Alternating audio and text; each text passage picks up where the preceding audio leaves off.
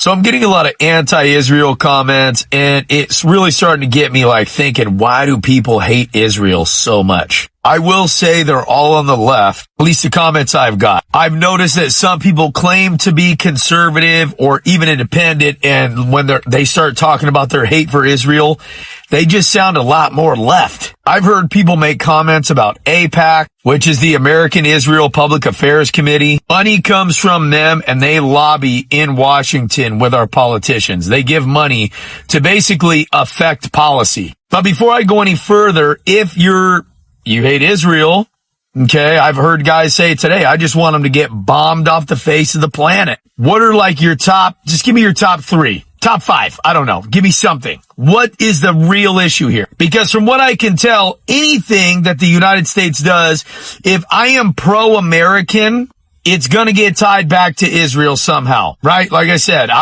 guys are saying, oh, you're Israel's favorite sergeant major. Now, most of the time I kind of ignore that bullshit, but now I'm to the point where it's like, where's this coming from? From what I can tell, some of it is tied to the Epstein files. And people basically put Israel at the center of that entire issue. And not just the Epstein files, but like they want Jews who make up like 0.2% of the world's population.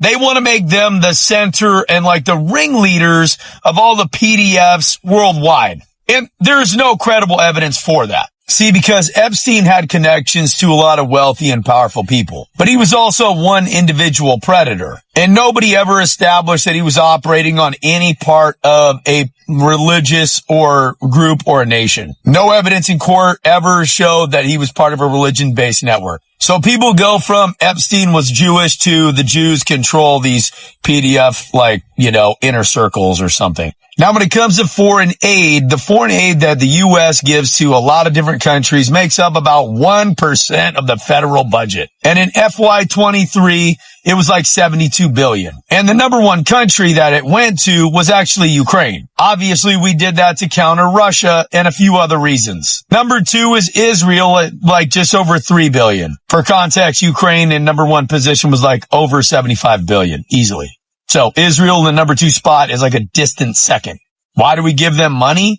Well, it's a pretty strategic country in the Middle East to have an ally. We definitely want to counter Iran, and we love sharing intelligence. Number 3 country is Egypt at $1.3 billion. Why? Because we made a peace treaty with Egypt and Israel. Plus, you got the Suez Canal. We need access to it. Then you got Jordan, and then actually Afghanistan, and then South Korea, and the list keeps going on and on and on. Now let's talk about AIPAC. They're one of the organizations that are lobbyists in Washington that they try to give, they don't just give money to the U.S. Treasury, but they use money to influence policy in our country. And in 2024, that accounted for $4.5 billion. Now, the biggest spender is not even Israel by a million miles. It's Big Pharma. They dump in $300 million a year. And I'm sure it's a lot more than that now. Then you got corporate America. They're hundreds of millions a year. The NRA is on there, and they're all above Israel. Israel's in the single digits of millions. China also are lobbyists in our country. So is Turkey. So is Saudi Arabia. So are a bunch of other countries and organizations. So AIPAC and Israel's influence isn't zero,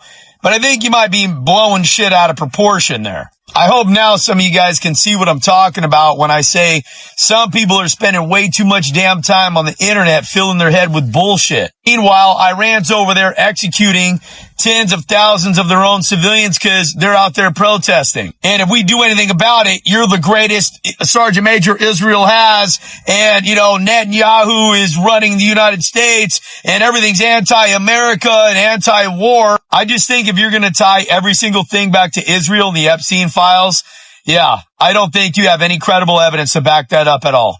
Now drop a comment.